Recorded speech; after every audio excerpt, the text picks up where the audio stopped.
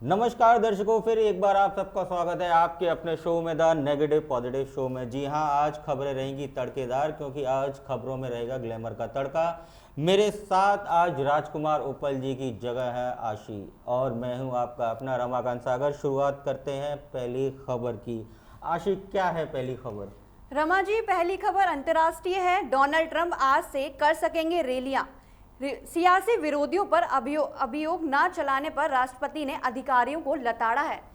जी हाँ, ट्रंप अपने बड़ बोलेपन के लिए दुनिया भर में मशहूर रहते हैं। कब वो क्या कह जाए उन्हें खुद नहीं पता होता है। लेकिन अच्छी खबर उनके लिए है, पूरी तरह स्वस्थ हो गए हैं। पिछले एक हफ्ते से उन्हें बुखार भी नहीं आ रहा है। कोरोना से ग्रसित थे ट्रंप। अब देखते हैं उनका नया पैतरा क्या होगा, क्योंकि उनका शगल है आमतौर पर मीडिया में छाए रहना, उन्हें बड़ा अच्छा लगता है। तो इसी से जुड़ी दूसरी खबर जो सामने आ रही है, ट्रंप के समर्थन करने वाले फर्जी अकाउंट हटाए गए।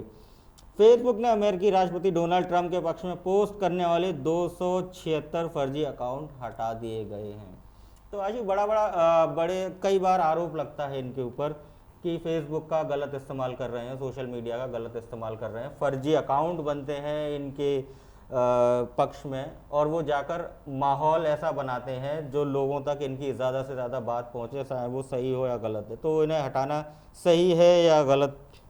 ये तो सर हम डिसाइड नहीं कर सकते, पर इतना कह सकते हैं कि उनको एक तरीके से छाना बहुत अच्छा लगता है अपने नाम का और अपने फेम का। बहुत ज़्यादा फेम लेना चाहते हैं वो हर चीज़ में, तो वो छाए रहते हैं।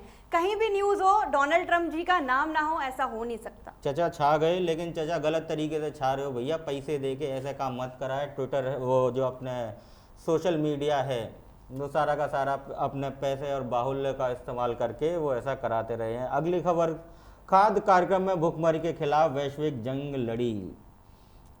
जो नोबेल पुरस्कार विजेता हैं उनका कहना है, भुखमरी के खिलाफ वैश्विक जंग लड़ने के लिए विश्व खाद्य कार्यक्रम को इस साल शांति का नोबेल पुरस्कार मिला है। वैश्विक स्तर पर खाद्य सुरक्षा के प्रयासों के लिए संयुक्त राष्ट्र के इस कार्यक्रम को यह सम्मान देने की घोषणा शुक्रवार को ओस्लो में की गई।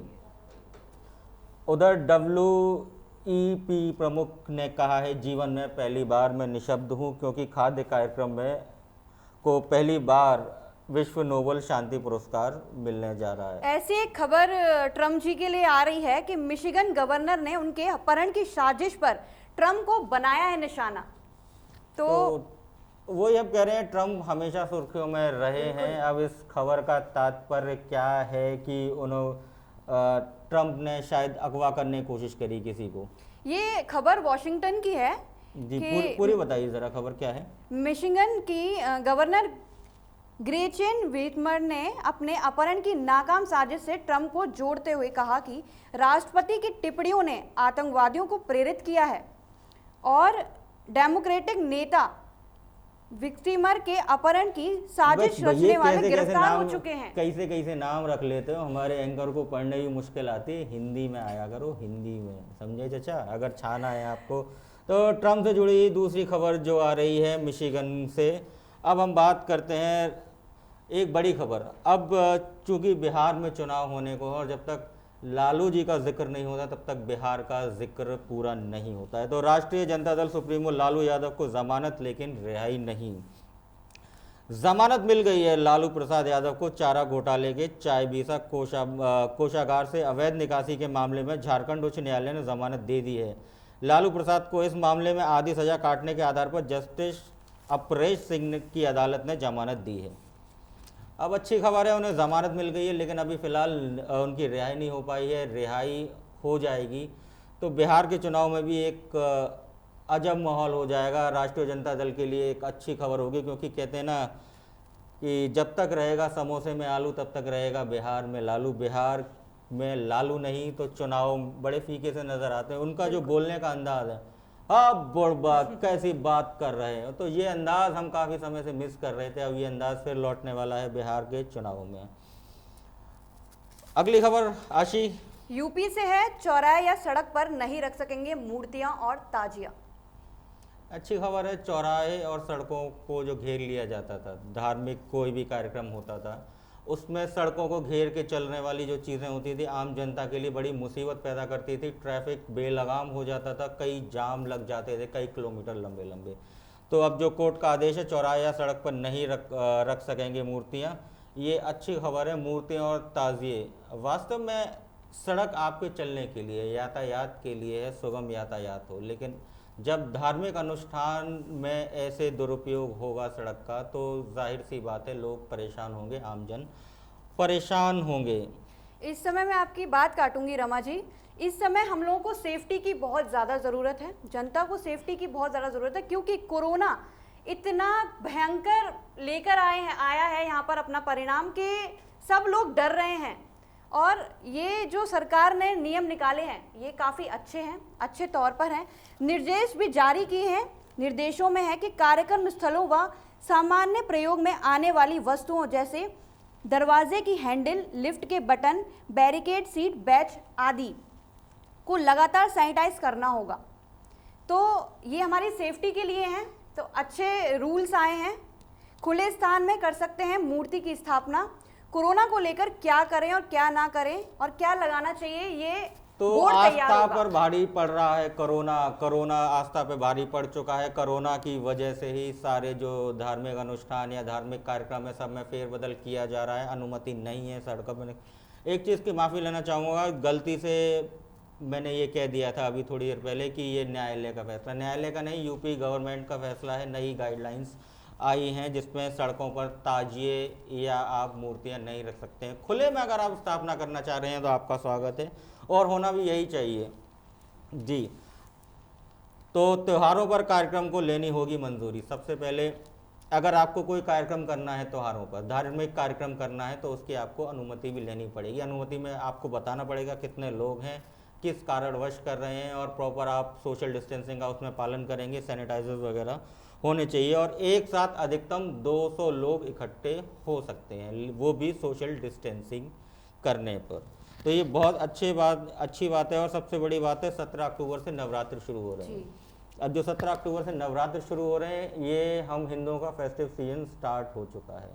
नवरात्र, दिवाली, करवा चौथ, ये तमाम जो है पर्व पड़ेंगे, तो ये अच्छी चीज़ है। और 65 साल से बड़े लोगों व 10 साल से छोटे बच्चों को घर में रहने की सलाह, जो पहली गाइडलाइंस हैं वो अभी भी चली आ रही है। अब बात कर रहे हैं हम धार्मिक अनुष्ठानों की, तो एक बड़ी दर्दनाक खबर आ रही है राजस्थान से, जहां एक पुजारी को जिंदा जला दिया गया। बहुत ही शर्मनाक खबर है। करौली जिले की घटना है। मुख्य आरोपी को गिरफ्तार किया गया। मुख्यमंत्री गहलोत बोले दोषियों को बख्शा नहीं जाएगा। तो राजस्थान के करौली जिले के सपोट्रा में एक पुजारी को कुछ लोगों ने बुधवार को पेट्रोल डालकर जिंदा जला दिया। कैसी मानसिकता आ गई है लोगों की, जो धर्म का पालन करते हैं पुजारी, उन्हें भी नहीं बख्शा जा रहा है। अभी बीते दिनों महाराष्ट्र में उन्हें पीट के साधुओं की हत्या कर दी गई थी। अभी तक कोई एक्शन भी नहीं लिया गया उनके लिए। तो उनके लिए एक्शन नहीं लिया गया है, लेकिन कम से कम ये है जिस आरोपी ने जिंदा जलाया उसे तत्काल गिरफ्तार कर लिया गया है। बाकी मुख्यमंत्री गहलोत का कहना है कि दोषी बख्शे नहीं जाएंगे। उधर खबर अयोध्या से, धनुष के आकार की होगी नई अयोध्या। धनुषाकार, रामचंद्र जी का धनुष जी, आकार। धनुष आकार के आकार की होगी नई अयोध्या। नई अयोध्या बिल्कुल नए डिज़ाइन में होगी। ये धनुष के आकार की होगी। इसे करमुखा पद्धति से डिज़ाइन किया गया है। कई विशेषज्ञ इंजीनियरों व वास्तुविदों ने मिलकर इसे तैयार किया है। इससे ना अयोध्या बेहद खूबसूरत दिखेगी, बल्कि राम मंदिर की छटा में भी 4 चांद लग जाएंगे। अच्छी खबर है इस समय, जो धनुष के आकार की बनेगी, एक अलग ही सौंदर्य होगा उस चीज़ का। अगर हम हिंदी में बात करें, अप्रतिम सौंदर्य, आकर्षित, और कोई शब्द? तो सौंदर्यता की निशानी होगी नई अयोध्या। उधर स्विस बैंक ने सौंपी भारतीय खाताधारकों की दूसरी सूची। हमारे यहाँ बड़े बड़े जो धन्ना सेठ हैं उनमें चलन बन गया है, इतना पैसा अर्जित कर लेते हैं और उस पैसे को खर्च भी नहीं कर पाते, और स्विस बैंकों में काले धन के रूप में वो जमा होता है।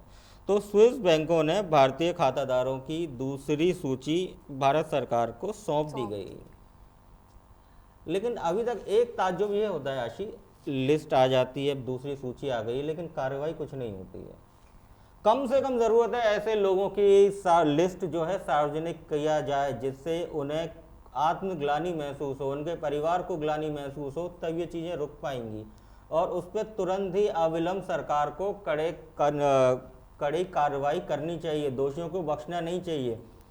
ये भारत का पैसा है, भारत का पैसा जो काले धन के रूप में स्विस बैंकों में जमा है, उसे भारत लाना चाहिए। गरीबी उन्मूलन में वो पैसा खर्च होना चाहिए, ये हक है। इसलिए कोई भी सरकार आती है, सूचियां आती रहती हैं, लेकिन कार्रवाई नहीं होती ये है। आपकी और हमारी अभिधारणा है, पर ऐसा होता नहीं है, लेकिन होना पकड़े तो नहीं चाहिए। जाते। काला होना धन अभी भी चाहिए। स्विस बैंक में पड़ा हुआ है सबका, जो यहाँ लाया नहीं जाएगा। एक अनुमान के हिसाब से इतना काला धन है कि अगर उसे वापस ले आएं तो भारत में गरीबी अपने आप समाप्त हो जाए।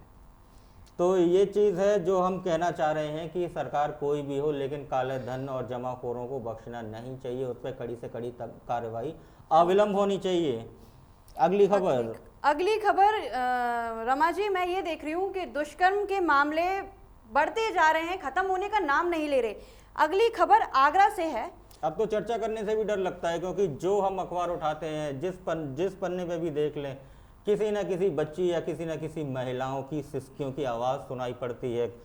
कोई भी अखबार का पन्ना ऐसा नहीं होता है जिसमें हमें रेप या गैंग रेप या छेड़छाड़ की घटना ना छपी हो। ऐसी खबर है ये, 11 साल की बच्ची को अगवा करके मोबाइल का झांसा देके उसके साथ दुष्कर्म किया गया है। बहुत शर्मनाक घटना है जी, ये आगरा की खबर है। 11 साल की एक बच्ची न्यू आगरा क्षेत्र में अपने घर के बाहर खेल रही थी, वहीं घर के बाहर घूम रहे एक युवक ने बच्ची को टच स्क्रीन वाला मोबाइल दिलाने का लालच दिया।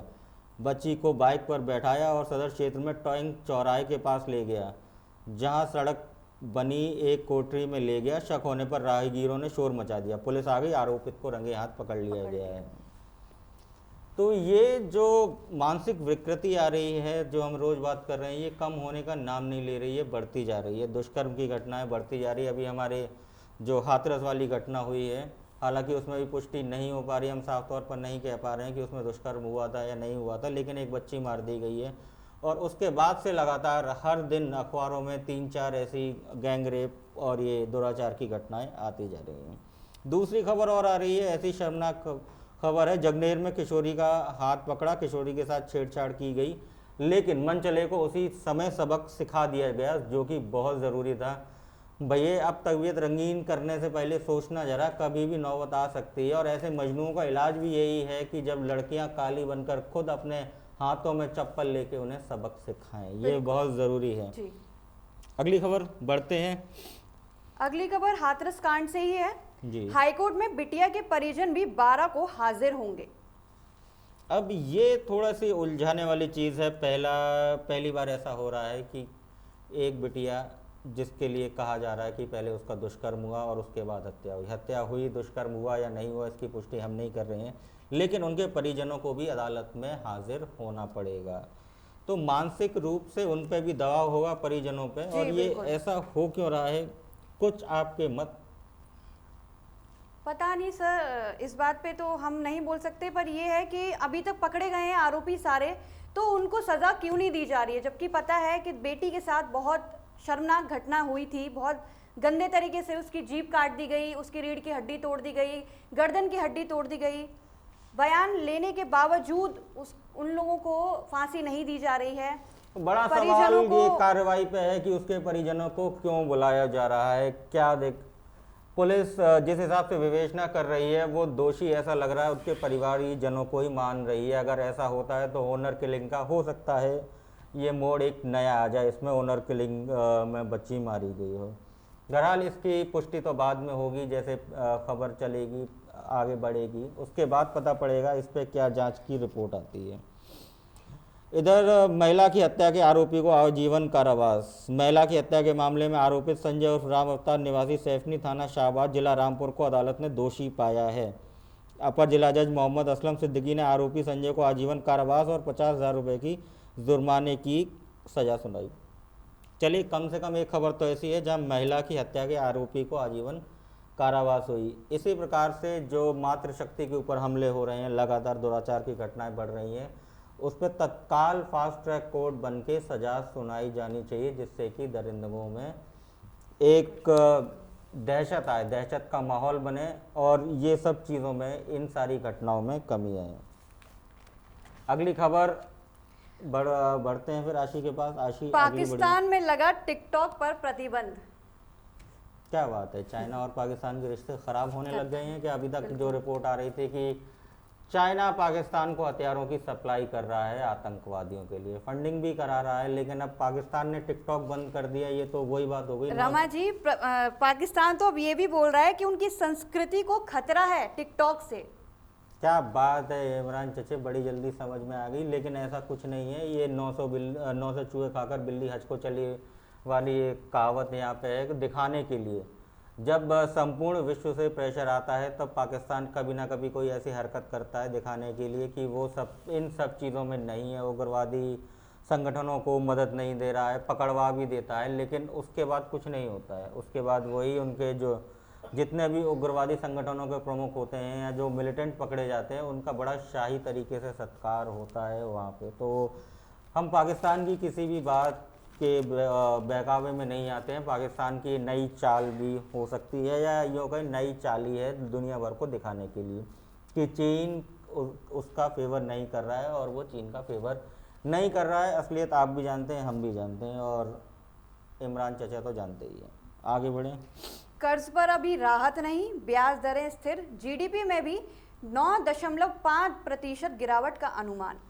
कर्ज पे तो राहत मिलनी चाहिए थी कोरोना काल में, वैसे ही इस समय नौकरी नहीं है, व्यवसाय बुरी तरह चरमरा गया है। लोगों को जो कर्ज है वो कम से कम सस्ता होना चाहिए था। सस्ता अगर नहीं होता तो दिक्कत है लोगों के लिए। इधर त्योहारी सीज़न भी आ रहा है, उन्हें सबसे पहले चिंता है कर्ज की, क्योंकि कोई भी इंसान नहीं चाहता बैंक के नोटिस आए उनके घर पे या बैंक वाले रिकवरी के लिए आए। अर्थव्यवस्था को खड़ा करने की ये तो एक तरीके से चाल हो गई, क्योंकि लॉकडाउन में भी अर्थव्यवस्था को स्थिर में लाने के लिए उन्होंने शराब के ठेकों को खोल दिया था। बिल्कुल सही पकड़े हैं। अर्थव्यवस्था अब इस समय सबसे पहले जिन्हें सहारा दिया था वो थे हमारे शराबी भाइयों ने। भारत की गिरती अर्थव्यवस्था को संभाला था, वरना हम पता नहीं कहाँ के कहाँ होते। इसीलिए कोरोना में सरकार ने एक अजीबोगरीब फैसला लिया था। इतनी बंदी और इतनी सख्ती होने के बाद भी आप शराब लेने जा सकते हैं, शराब के ठेके खोल दिए गए थे। तो लेकिन इन सब चीज़ों से कुछ होने जाने वाला नहीं है। ज़रूरत है बड़े कदम। बड़े कदम जब उठाए जाएंगे तभी अर्थव्यवस्था बेहतर होगी। उसमें जैसा हम बात कर रहे थे, काला धन जो स्विस बैंकों में सूची भी आ गई है, अब समय आ गया है इन सब चीज़ों को बाहर निकलवाइए जिससे कि आम जनता को राहत मिल सके। और दूसरी बात, 2022 में यूपी में चुनाव भी हैं, तो कम से कम वोटरों पर बहुत अच्छा प्रभाव पड़ेगा इस चीज़ का। फिर हम बढ़ रहे हैं आगरा की तरफ। आगरा में धूल के गुबार, सांस लेना दुश्वार। कल भी हमने बताया था कि आगरा में AQI बहुत बढ़ गया है। आगरा 6ठे नंबर पर आ गया है प्रदूषित शहरों के मामले में पूरे भारतवर्ष में। अब आगरा में धूल के गुबार ही गुबार हैं। इस समय लोगों को सांस लेना दुश्वार हो रहा है। अभी भी लगातार आगरा 6वां सबसे प्रदूषित शहर रहा। PM 2.5 की मौजूदगी 256 माइक्रोग्राम पर मीटर दर्ज की गई। कल उपल जी ने सवाल पूछा था ऐसा क्यों हो रहा है, तो हमने एक जब चिंतन किया था तो वो सबसे बड़ी बात है निर्माण स्थल। निर्माण स्थल में जो निर्माण कार्य चल रहे हैं इस समय, उससे धूल उड़ रही है। धूल के कण जो उड़ते हुए मिल रहे हैं, जैसा कि होना चाहिए। NGT का जो निर्देश था कि धूल के कण ना उड़ें, आसपास बाउंड्री, आपको एक टेम्पररी बाउंड्री खींचनी है, पानी का छिड़काव बराबर करना है, वो सब चीज़ें नहीं हो रही। उन चीज़ों का पालन भी होना चाहिए। और पुराने जितने भी वाहन चल रहे हैं, वो वाहन जिनकी म्याद भी निकल चुकी है, उन्हें सीज कर देना चाहिए। साथ ही साथ पॉल्यूशन चेकिंग का खास ख्याल रखें। ये सब चीज़ें करेंगे। उसके अलावा आगरा में हरियाली दिन प्रतिदिन खत्म होती जा रही है, कम होती जा रही है, दोबारा से काटे जा रहे हैं। बिल्कुल हमें पौधारोपण पे विशेष ध्यान रखना पड़ेगा। आगे बढ़ते हैं अगली खबर की तरफ। यमुना पार से आ रही है, 3 पंप खराब हैं, 2 जगह लाइन लीक हो चुकी है और 14 कॉलोनी में पानी का संकट हो गया है। गंगा जल नहीं जा रहा है यमुना पार में। गंगा जल जा नहीं रहा है, ये हर रोज़ की एक घटना चक्र हो गया है। जब भी हम अखबार पलटते हैं तो उसमें कहीं ना कहीं ऐसी खबर ज़रूर आती है कि आज इतने हज़ारों लोगों तक पानी नहीं पहुंचा, इतने लाख लोगों तक पानी नहीं पहुंचा। समस्या बहुत पुरानी है, समस्या जड़ में है, वहाँ से काम करना है। पाइप पुराने हो चुके हैं, गल रहे हैं और कई जगह शहर में लीकेज होता है। हज़ारों लीटर पानी बर्बाद हो रहा है, जिससे कि उसका जो प्रेशर है, प्रेशर कम हो जाता है और लोगों तक पानी नहीं पहुँचता है। सड़कों पर गंगाजल बह रहा है पर लोगों के पास गंगाजल नहीं जा रहा है। जी, तो अगर ऐसा ही करना तो गंगा जल लाने का मकसद क्या रह गया था? जो हजारों करोड़ रुपए खर्च करे थे, उससे बेहतर है यमुना जी की तलहटी में और खुदाई करवा देते, जिससे पानी का एक लेवल बराबर रहता। लेकिन पता नहीं, सरकार है, शायद हमसे बेहतर जानते हैं सरकार और प्रशासन। लेकिन कुल मिला के जो पानी बह रहा है, ऐसा होना नहीं चाहिए। जिन लोगों के पास समरसेबल और अपने साधन हैं, उनके पास तो पानी है, जिन पे अपने साधन नहीं हैं, पानी को त्राही त्राही कर रहे हैं। और इस समय त्योहारी सीजन सिर पे है, तो पानी की आवश्यकता और ज़्यादा पड़ती भी है। अगली खबर रमा जी काफ़ी अच्छी है कि 130 पुलिसकर्मी कोरोना मरीजों को प्लाज्मा दान करेंगे। अच्छी खबर है, प्लाज्मा दान करना भी चाहिए और ये पुलिसकर्मी कर रहे हैं तो दिल से सैल्यूट इन्हें। ऐसी चीज़ें कर रहे हैं वो, जिससे लोगों में एक नवजीवन मिलेगा। जो कोरोना से पीड़ित हैं और जो वेंटिलेटर पे हैं, यानी जो सीरियस कंडीशन में हैं, उनके लिए प्लाज्मा ट्रीटमेंट बहुत ज़रूरी होता है और पुलिस वाले खुद अपना प्लाज्मा डोनेट कर रहे हैं। इससे और अच्छी बात क्या होगी? पुलिस उदाहरण पेश कर रही है, एक मिसाल पेश कर रही है कि पुलिस जनता के साथ में है। तो बड़ी खबर आ रही है ऑटोमोबाइल उद्योग से, संजीवनी बना उनके लिए नवरात्र, 1900 वाहन हुए बुक। आशिफ, खबर की विस्तार बताएं। खबर के विस्तार रमा जी ये है कि नवरात्र में फर्राटा भरने के लिए ऑटोमोबाइल बाजार तैयार है। अब तक 1900 वाहनों की बुकिंग हो चुकी है। कारोबारियों की उम्मीदें हैं कि 2600 वाहन बिक सकते हैं। इसे देखते हुए कंपनियों ने कार और बाइक के नए मॉडल बाजार में उतार दिए हैं। सबसे ज़्यादा मांग तेज रफ्तार बाइक की है। कारों में अभी भी पेट्रोल कार ही पहली पसंद बनी हुई है। जी बिल्कुल, पेट्रोल और डीजल के दाम लगभग समान आ गए हैं। तो पेट्रोल में खूबियां भी होती हैं, इंजन का मेंटेनेंस कम होता है, पोल्यूशन कम होता है। अच्छी बात है, संजीवनी है ऑटोमोबाइल क्षेत्र के लिए। आगरा में 1900 वाहन नवरात्रों में बुक हो चुके हैं, जो आगे और बढ़ने की संभावना है। ये बहुत अच्छी और खुशखबरी है कि कोरोना में सब लोगों का जो काम था वो ठप हो गया था, जिसकी वजह से अब बाजार में रौनक लौटी है, तेजी बढ़ने लगी। आपने कोई वाहन बुक कराया क्या? नहीं सर, अभी तक तो नहीं। जल्दी करा लीजिए, खैर इस समय छूट भी आने वाली है। आगे बढ़ते हैं। आगे सबसे एक दर्दनाक खबर आ रही है, ये कोविड फोबिया इस समय लोगों में डिप्रेशन का कारण बनता जा रहा है, जिसकी वजह से आत्महत्याएं, सुसाइडल केस बहुत बढ़ रहे हैं। उधर लोगों में नशे की लत वो और तेज़ी से बढ़ रही है। तो इस पे आपकी एक्सपर्ट ओपिनियन क्या है? एक्सपर्ट ओपिनियन के लिए जुड़ गए हैं हम आशी से, बताएं आशी। एक्सपर्ट ओपिनियन सर ये है कि जो सरकार ने, अब मैं तब तक चाय पीता हूँ, अब चलें। लॉकडाउन में भी शराब के ठेके खोल दिए थे। लोगों के पास रोजगार नहीं थे, पर वो शराब लेने के लिए ज़रूर जाते थे। ये हमें समझ में नहीं आया कि पैसे नहीं हैं पर शराब तो चाहिए ही चाहिए। मानसिक परेशानियों के चलते नशे का सहारा लिया जा रहा है। इस समय लोग इतने भयभीत हो चुके हैं, काम लोगों पे है नहीं, काम है नहीं, अवसाद में आ चुके हैं, यानी डिप्रेशन में आ चुके हैं। डिप्रेशन में जब आदमी आ जाता है, और सबसे बड़ी बात है कि जो संगत ऐसी है, उन्हें सही सलाह मिलती नहीं है, तो इंसान नशे की ओर फिर रुख करता है। नशे की ओर रुख करता है। जब तक नशे में रहता है, उसे लगता है सारी चीज़ें ठीक है। नशे में नशा ख़त्म होता है, बाहर आता है, फिर वही अवसाद में, तो वो और धीरे धीरे जो नशा है वो नशा करने की स्थिति बढ़ती जाती है। महिलाओं पर भी हावी कोरोना फोबिया, चिड़चिड़ापन बढ़ा। वैसे हम शादीशुदा लोगों के लिए तो यही है कि ये कोरोना फोबिया महिलाओं में आया है, चिड़चिड़ापन बढ़ा है। लेकिन हम लोग जब घर जाते हैं, चिड़चिड़ापन वैसे ही रहता है। हम लोग जो शादीशुदा हैं, इससे और हम लोगों से ज़्यादा बेहतर कौन जान सकता है। लेकिन अब उसमें भी चिड़चिड़ापन बढ़ रहा है, तो कहीं ना कहीं कोड़ में खाज वाली बात हो गई है। महिलाओं में चिड़चिड़ापन बढ़ रहा है। उधर नौकरी जाने वालों को अवसाद ने घेर रखा है। वही हम बात कर रहे थे, नौकरी चली गई, डिप्रेशन में आ गए हैं लोग, नशे बढ़ रहे हैं। एक सलाह इस समय सबसे ज़्यादा ज़रूरत है, अपने आप को अकेला ना समझें। अपने दोस्तों और परिजनों से अपनी समस्याओं का डिस्कशन करें, उनसे बात करें, परामर्श लें, तो कहीं ना कहीं आप उस अवसाद की स्थिति से बाहर आ सकते हैं। तो अकेला बिल्कुल ना समझें। कोई ना कोई काम या व्यवसाय करने की सोचें, बात करें, रोज़गार की तरफ कुछ फॉर्म्स वगैरह बढ़ें, उससे भी काफ़ी आपका जो अवसाद है कंट्रोल में आ सकता है। वरिष्ठ मनोचिकित्सक डॉक्टर केसी गुरनानी का कहना है कि पैसे के मायने ख़त्म हो गए हैं। लोग जीवन भर पैसे कमाने की होड़ में लगे रहते हैं, मेहनत के बाद ही उनका ये पुरस्कार होता है, लेकिन अब कोविड ने माहौल ही बदल दिया है। बिल्कुल। माहौल ऐसा हो गया है, लोग पैसों को प्राथमिकता इस समय नहीं दे रहे हैं, तो इसलिए जो पैसे वाले लोग हैं उनमें भी अवसाद के केसेस बढ़ रहे हैं कि उन्हें ऐसा लगता है कि कहीं उन्हें कोरोना हो गया, उनके साथ कुछ हो गया तो उनका पैसा ये बेकार है। तो अब पैसे का महत्व जो लोगों की ज़िंदगी में कम होता जा रहा है। इधर जो बाबा हैं, तांत्रिक लोग हैं जो अंधविश्वास फैलाते हैं, उनकी आमदनी भी बढ़ गई है। देहात क्षेत्र में और जो पिछड़े इलाकों में लोगों को लग रहा है कि वो अवसाद में आगे लोगों से बात नहीं करते। अवसाद का दूसरा कारण निकाल ले रहे हैं कि वो उन पर भूत प्रेत आ गया है। भूत प्रेत आ गया तो इस समय बाबाओं की उड़के लगी है, चांदी काट रहे हैं। फिर आपको बताना चाहे भूत प्रेत का चक्कर नहीं, ये मनोरोग है, इसमें प्रॉपर तरीके से अपना इलाज कराइए। अगर आप इन सब चीज़ों में लगे रहेंगे, कहीं ऐसा ना हो अवसाद बढ़ने के कारण ही कोई ऐसी घटना हो जाए जिसका आपको आजीवन पछतावा रहे। आगे बढ़ते हैं अब आईपीएल की तरफ, खेलों का रुख, खेलों की कमेंट्री करेंगी आशी। बताइए क्या रहा आईपीएल में कल दिल्ली को जीत मिली है, गेंदबाजों ने दिलाई दिल्ली को जीत। राजस्थान को 46 रन से हराया, 5वीं जीत से कैपिटल शीर्ष पर।